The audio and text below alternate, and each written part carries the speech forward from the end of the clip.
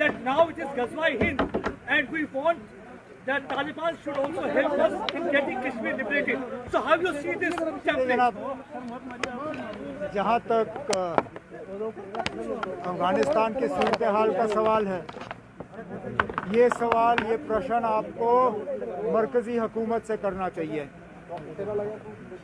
मेरे पास कोई ऐसी जानकारी नहीं है जिसके बुनियाद पर मैं ये कह सकूं कि हाँ जी, अफ़गानिस्तान के जो हालात हैं उनका असर जम्मू कश्मीर पे पड़ेगा या नहीं पड़ेगा।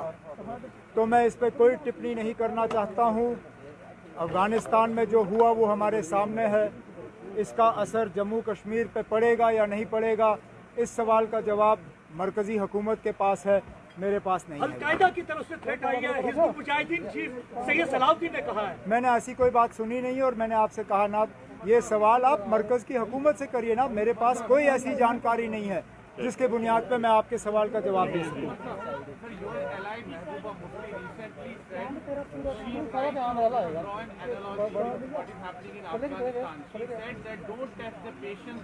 देखिए अब, I am not answerable for Mehbooba Mufti Sahiba. 1 minute. I am not answerable for Mehbooba Mufti Sahiba, nor was she speaking from a platform of the PAGD, nor am I an office bearer of the PAGD. I am here in my capacity as the J&K National Conference Vice President. If there is something you want to ask me about my party and my party's leadership, I'll be more than happy to answer. I am not answerable for anything Miss Mufti says or does on her own party platform. Dr. Saab yesterday said that he regrets.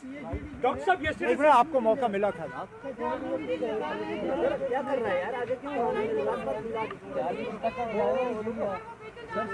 एक से मुझे इनका सवाल सुनने दीजिए। क्या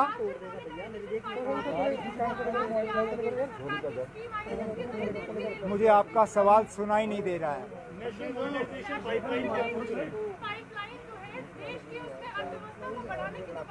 pipeline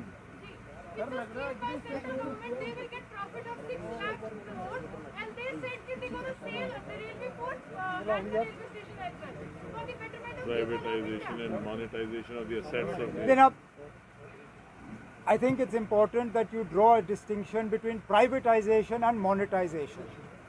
Monetization is giving an asset on a lease, but not transferring the ownership of that asset. I see no reason why I should be opposed to a scheme that is looking to monetize an asset that is otherwise not being able to give me a suitable return. If these same assets were being privatized, I would then have questions to ask the government. But as far as monetizing an asset is concerned, if the ownership of that asset is not being transferred and the government is able to earn from an asset that is otherwise dead, why should I oppose it? I support any scheme that will allow the government to raise revenue without putting the burden on the everyday people. My opposition is to the heavily taxed fuel, the way you are taxing petrol, the way you are taxing diesel, the way every day gas cylinder prices are going up. I am opposed to that. I would not oppose a scheme that allows you to monetize an asset without transferring ownership of that asset. Yes, I hope that the process that is followed is a transparent one, that it is not only friends of the BJP that benefit from this scheme. There should be an open, transparent bidding process. Let those the people who succeed in that bid come forward. Let those assets be monetized and let the benefit of that come to the people of India.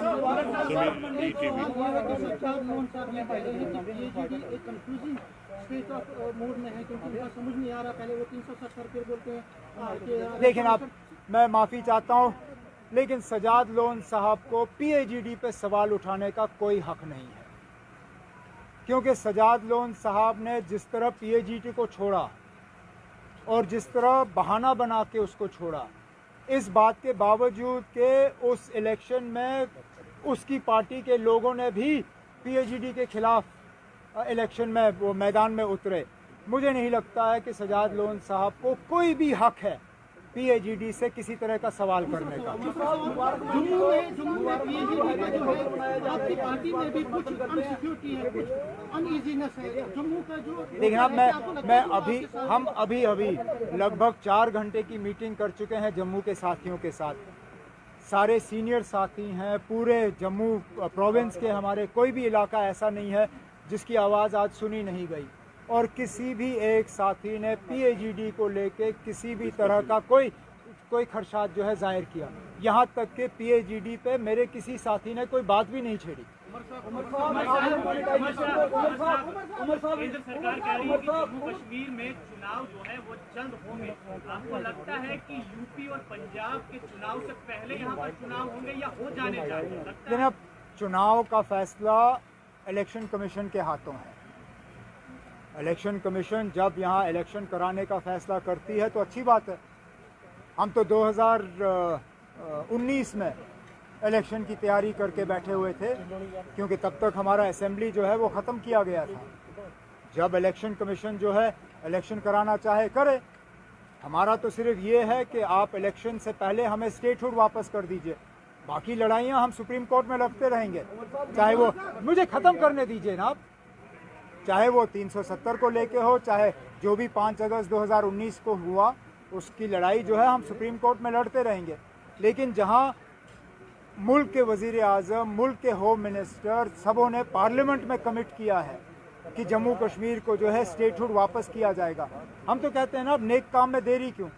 आप election से पहले statehood का ऐलान करिए, जम्मू कश्मीर को full statehood restore करिए और शौक से इलेक्शन कराइए ना, हमें क्या एतराज़ है। अगर नहीं होगा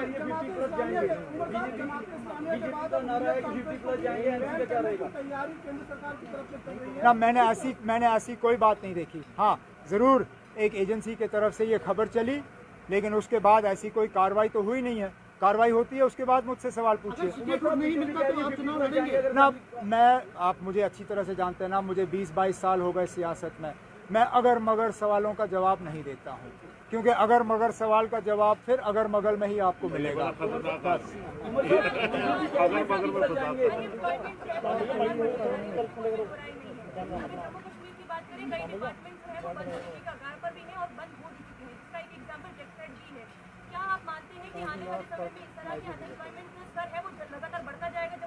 शुक्र है आपने ये सवाल किया। तो फिर मुझे बताइए ना, 5 अगस्त 2019 का मकसद क्या था? जम्मू कश्मीर के लोगों को कहा गया था कि 370 ही एक रुकावट है और 370 के हटने के बाद यहाँ बेरोजगारी का खात्मा होगा। लेकिन आपने खुद सवाल में कहा कि यहाँ बेरोजगारी जो है रोज़ बरोज़ बढ़ती जा रही है। तो फिर कहाँ गए वो रोज़गार के रास्ते? कहाँ गई वो एम्प्लॉयमेंट? कहाँ गया वो इन्वेस्टमेंट? यहाँ तक कोई बेचारे जो कमा रहे थे उनकी कमाई भी आपने छीन ली। यहाँ जम्मू शहर में अच्छी खासी कमाई जो है दरबार मूव के ज़रिए की जाती थी। ये तो हमें तस्लीम करना होगा कि फाइनेंशियली कश्मीर के ट्रेडर्स को दरबार मूव का इतना फ़ायदा नहीं होता था जितना जम्मू के ट्रेडर्स को दरबार मूव का फ़ायदा होता था। दरबार मूव को कर्टेल करने के बाद सबसे ज़्यादा नुकसान जम्मू के ट्रेडरों को हुआ और वो सीधा 5 अगस्त 2019 का नतीजा था। तो मैं फिर मजबूर होता हूँ ये सवाल करने पे कि बताइए जनाब, 5 अगस्त 2019 का फ़ायदा पहुँचा किसको? अगर बेरोज़गारी नहीं कम हुई, अगर करप्शन नहीं कम हुआ, अगर के मतलब डेवलपमेंट, लोग अभी भी शिकायत कर रहे हैं कि डेवलपमेंट नहीं है। आपने DDC के इलेक्शन कराए, कोई भी DDC का चेयरमैन आज मुतमईन नहीं है कि इलाके में काम हो रहे हैं। तो बताइए ना, 5 अगस्त के बाद आपने हासिल क्या किया? तालिबान के साथ एंगेजमेंट होनी चाहिए गवर्नमेंट ऑफ इंडिया की। आपको लगता है कि क्योंकि बहुत कह रहे हैं कि वो बदल गई है, क्या आपको लगता है एंगेजमेंट शुरू करनी चाहिए, उनके साथ मौका देना चाहिए?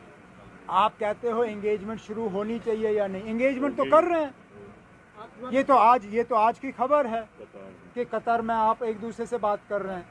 अगर आप बात कर रहे हैं तो फिर आप मुझसे क्यों पूछ रहे हैं कि होना चाहिए? आप तो कर रहे हैं। आप कैसे देखते हैं उसे? मौका देना चाहिए। लेकिन आप सुनिए, either Taliban is a terror organization or it is not.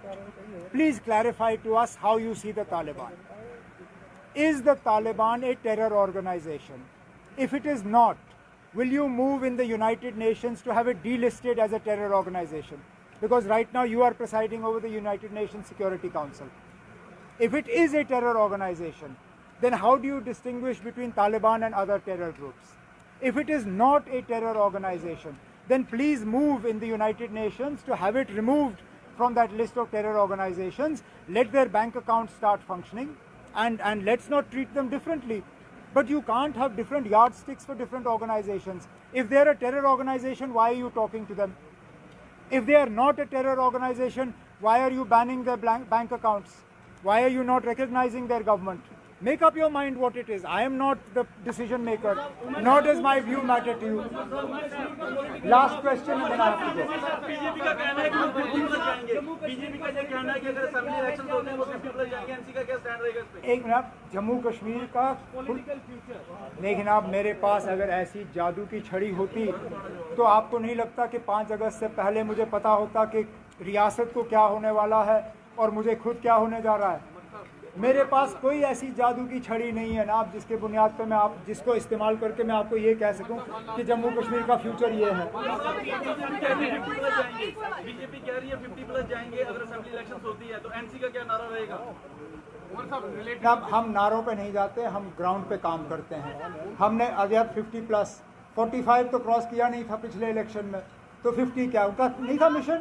क्या था नंबर? मिशन 45। अब की बार 50 प्लस है। 45 नहीं पहुंचे तो 50 क्या? पहले 45 आना चाहिए था उनको।